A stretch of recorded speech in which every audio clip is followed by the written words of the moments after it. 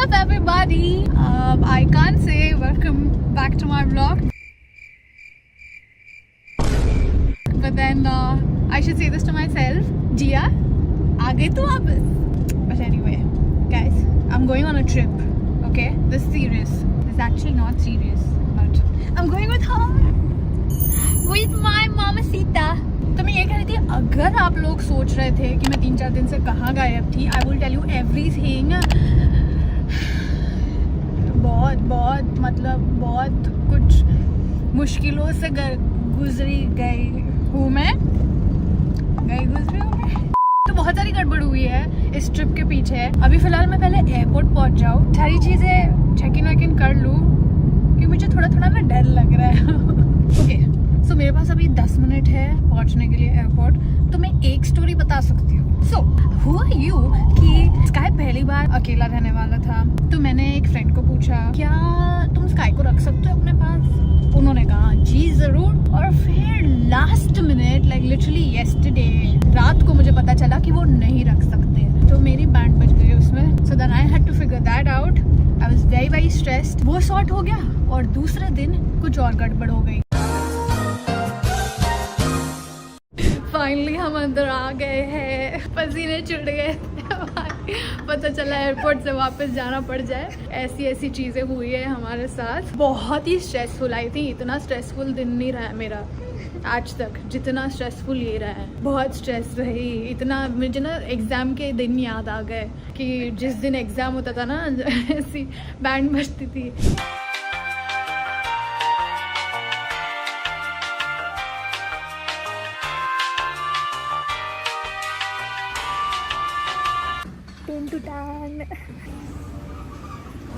क्या रे पिंटू चिंटू पिंटू गेट से जाएगी तू, समझी क्या? पिंटू गेट से जाऊंगी मैं. वांटेड. Hello from Vietnam. हमारा ड्राइवर हमें इधर छोड़कर चला गया है पिछले 5-10 मिनट से, पता नहीं. और कोई तो एक जा रहा था ऐसे ही आदमी. मम्मी उसको पूछ रही है क्या हुआ. बोला मम्मी ये अपना आदमी नहीं है. बोला सेम दिख रहा है. मेरे असिस्ट है यार. हेलो. सो फाइनली मैं होटल पहुंच गई हूँ. And the thing that I was telling you कि इतनी गड़बड़ हुई ये ट्रिप से पहले एंड ऑल दैट. येस्टरडे कल रात की मेरी फ्लाइट थी. और सुबह पता नहीं क्यों ऐसे हुआ कि मैं उठी हूँ. मैं सोचा यार एक बार चेक कर लेते वीजा का सीन क्या है. जो ट्रैवल एजेंट था उसी ने मेरा यूएस वीजा किया था. So I thought obviously I ask him only, right. तो मैंने उसी को पूछा कि मैं वियतनाम जा रही हूँ तो वियतनाम का वीजा सीन क्या है. एंड ही टोल्ड मी कि वीजा ऑन अराइवल हो जाएगा.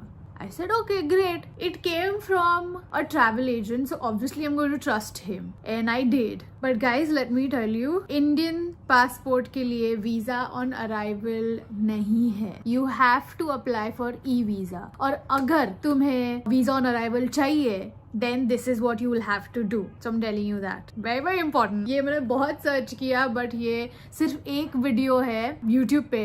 बट उन्होंने ये नहीं बताया है कि कहाँ से बुक करना है. मैं तुम्हें पूरा प्रॉपर लिंक दे दूँगी. So it's called Vietnam visa voa.com और I still link it. So I hope I said the right one.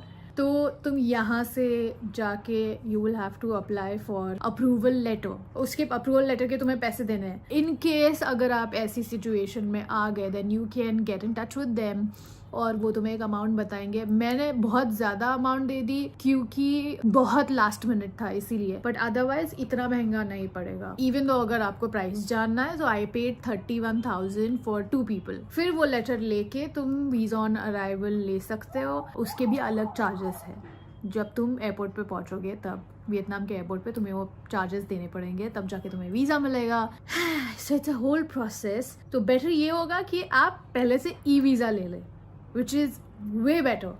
क्योंकि ये बहुत हेक्टिक प्रोसेस है और इसमें बहुत कुछ झेलना पड़ेगा तुम्हें, जो मुझे झेलना पड़ा है. लकीली मुझे ये सही टाइम पे पता चला. सही टाइम पे आई रेस्ड क्वेश्चंस. मैं जितना भी सर्च कर रही हूँ और जितने भी दूसरे ट्रैवल एजेंट्स को फिर मैंने फ़ोन लगाया और पता चला कि ई वीज़ा ही अप्लाई करना होता है. फिर मैंने गूगल पे गई, फिर यूट्यूब पे गई और यूट्यूब पे ये एक वीडियो मिला. फिर उन्होंने बोला अप्रूवल लेटर चाहिए. फिर मैंने वहाँ पे गई.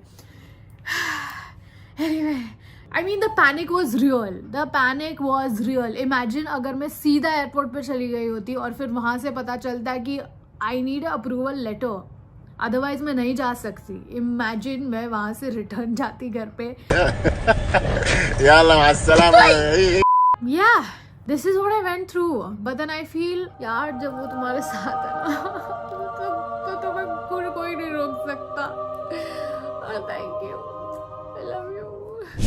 And I am super hungry. अभी पहुंची हूँ. मैं थक गई हूँ थोड़ी सी. मैं एक नैप लेके, शायद नैप लेने का टाइम नहीं है, उससे पहले बाहर जाना पड़ेगा, कुछ खाना पड़ेगा.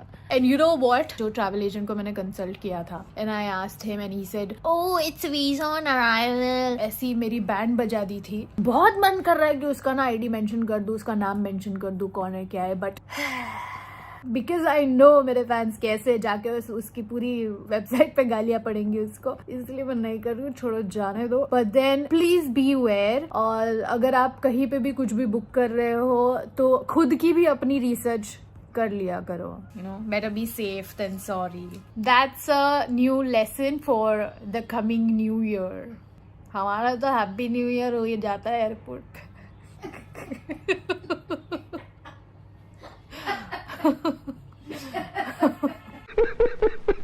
चलो यार, बचा लिया भगवान ने. यू गोटा बी स्पिरिचुअल, यू नो. आजकल मैंने थोड़ा बढ़ा दिया अपनी spirituality.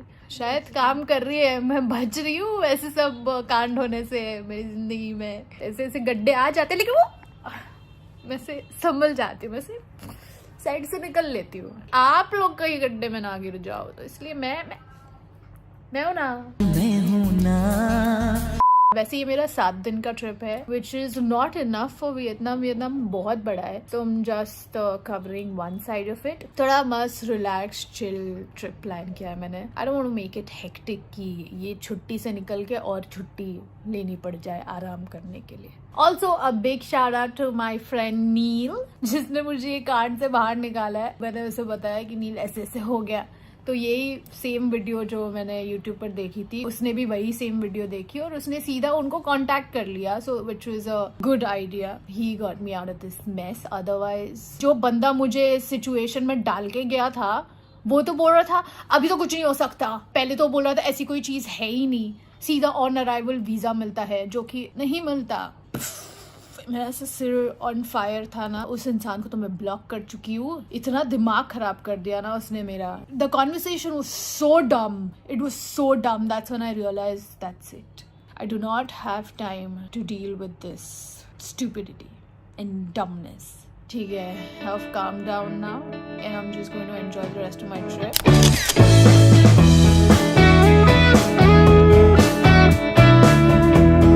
It's a busy city.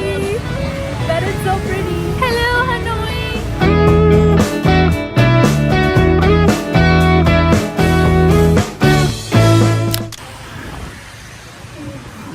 मेरे टांगे वाले कुछ भी बोलती है मम्मी. टांगे वाले क्या होता है? टांगे तो फिर घोड़ा गाड़ी होता है ना. हाँ, तो हम क्या घोड़ी है? दौड़ फिर. और तू लेके चल अंकल को. 2 minutes later. अंकल जो भी ऐसे फुल स्पीड में चला रहे हैं ना, अब डर लग रहा है. तो चला, अंकल की साइकिल अलग और हमारा ये अलग. हम चल लिए, अंकल पीछे. अभी ठीक है. थोड़ा स्लोप पे आ गए थे तो अंकल भी फुल स्पीड में.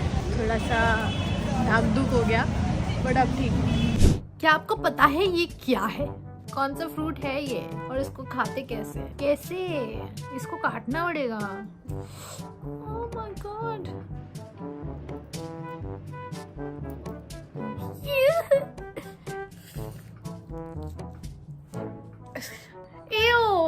कैसे लग रहा है वो?